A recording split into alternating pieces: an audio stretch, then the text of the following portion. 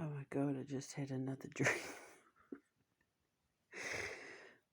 I had a dream I was standing at the ocean and I dived in the water and like headbutted a shark. It gave me a fright, but it's like I became the shark and the shark swam me to another beach. It's like I became the shark to swim to the other side of the ocean. And I don't know if I was in like the Dominican Republic or like Brazil, Panama, Puerto Rico, like one of those places. But when I came up out of the water and I was me again,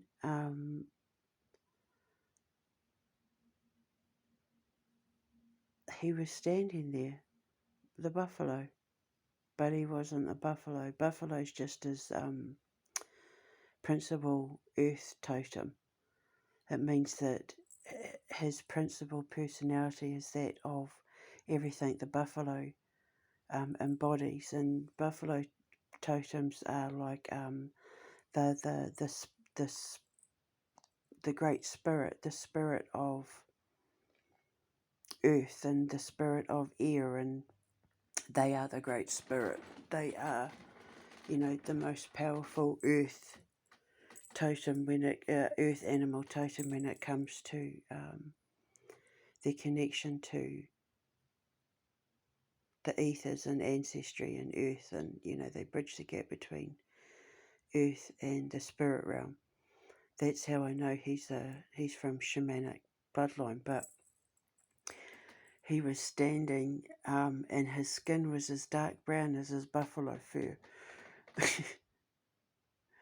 And he had no shirt on, but he had like these painted markings on his shoulders.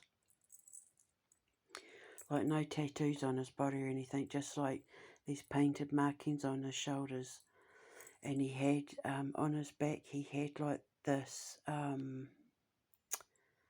don't know if it was like a horn or like some sort of hollowed out tree thing, but there were arrows on his back that he was carrying in his, on his back, like he had these arrows in this hollowed out thing.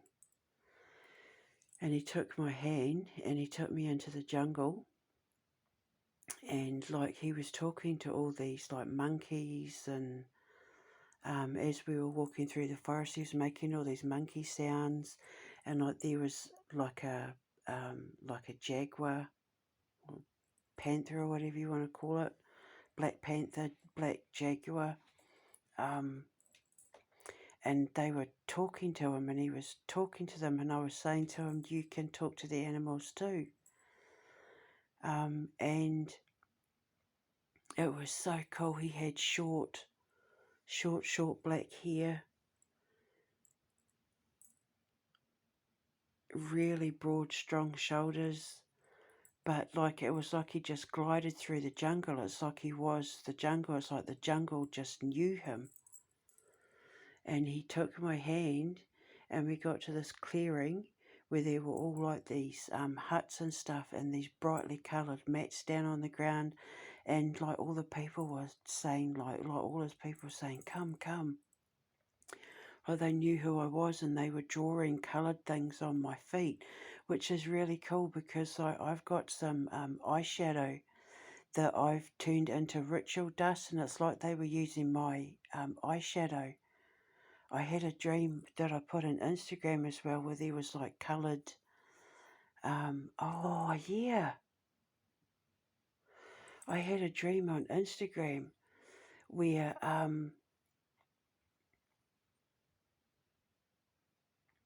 was with a shaman who trapped someone in a mirror for me.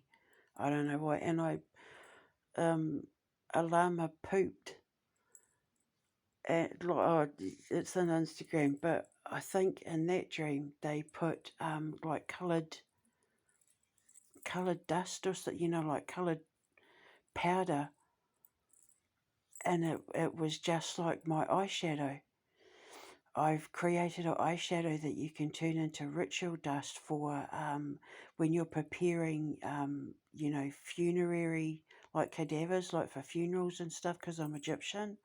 And you can have it as an eyeshadow, but you can also use it to like mark on bodies, and also like the caskets and coffins and stuff. And they were painting this on my feet, but it was like a fertility one. It was to get me pregnant. Like all the markings, I knew immediately what they were doing. And he was reading bones. You know, he had like animal bones, like knuckles and stuff. And he was throwing them down on the ground. And he was reading these bones. And it's like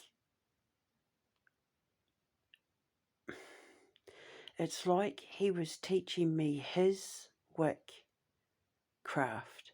It's like he wanted to show me his occult language. He was teaching me his occult language so that I would then be able to teach our daughter. Because as his people were drawing with it, and they were the most beautiful, vibrant colours, just beautiful, vibrant colours, like dots of colours, just like on that bowl. And the dream that I just had with the Highway of Tears, as they were painting on my feet and my legs and like my hands and my chest and my face and that, like my stomach, my pregnant belly was getting bigger and bigger. And it's like whatever it was they were painting on me, the baby was absorbing it. It's the only way I can describe it. And it's like they were teaching me their shamanic ways so that as our baby was growing inside of me, it was absorbing what it was they were teaching me, like genetic memory. So whoever Buffalo is, his bloodline are warriors, and their shamanic practices know about genetic memory. And I study genetic memory. It's like, as an occult scientist, genetic memory is how I learned about the evolution of the universe, and it's the reason why I'm able to talk to all the planets and animals and stuff, because I tap into genetic memory. So this my next protector is South America, and he's from a warrior bloodline. That was the other thing. After they finished painting, they came and they put crowns of golden leaves on our head. And we were a king and a queen. We were like the king and queen of the tribe, of his people, of his bloodline. Like it was like they were marrying us. It's like we were married. They were married. It was like a shamanic South American ritual thing where they were ingratiating me into their tribe and infusing me with their gorgeous, like ancestral, occult, ritual, genetic memory sort of infused magic, so that I would learn their language, so that when we grew our baby, who's the eighth element, she would automatically be born knowing his side of it as well as mine. And that's the only way I can describe it. And we had these golden leaves of crowns on our head that stood upright. And it's like they were saying that it's like we had become the head of their village. Because I know that, when I do meet my protector, we become the rulers of my, we sit at the head of my empire. And in this dream, it's like they were making us the head of his empire, of his bloodline empire, because I'm royal on all four sides of my bloodline. And so when we have our union, when we meet and have our union, he will automatically become, you know, he will be the male head of my empire. And in this dream, it's like they were making me the head, like they were inviting me to be the head of their empire on his side. So, yeah, I'm absolutely exhausted now because I keep having to wake up to. I only just went back to sleep because I was trying to find evidence of that moth.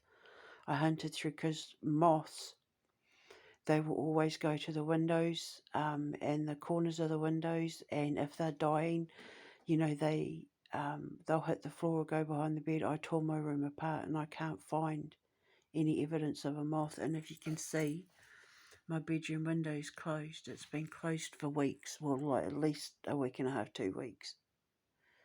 So, yeah, God, I'm knackered. So, I just had to record that dream. So, I wonder if,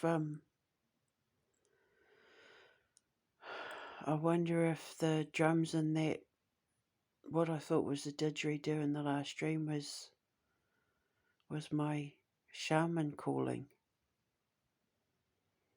with his little shoulder tattoos and his warrior toughness. He was toughs. His dark brown skin, though. My white skin on his is just going to look so gorgeous. It was just like the buffaloes. Nice dark brown. Anyway, I'm going to go now. That was awesome. I got a big smile on my face.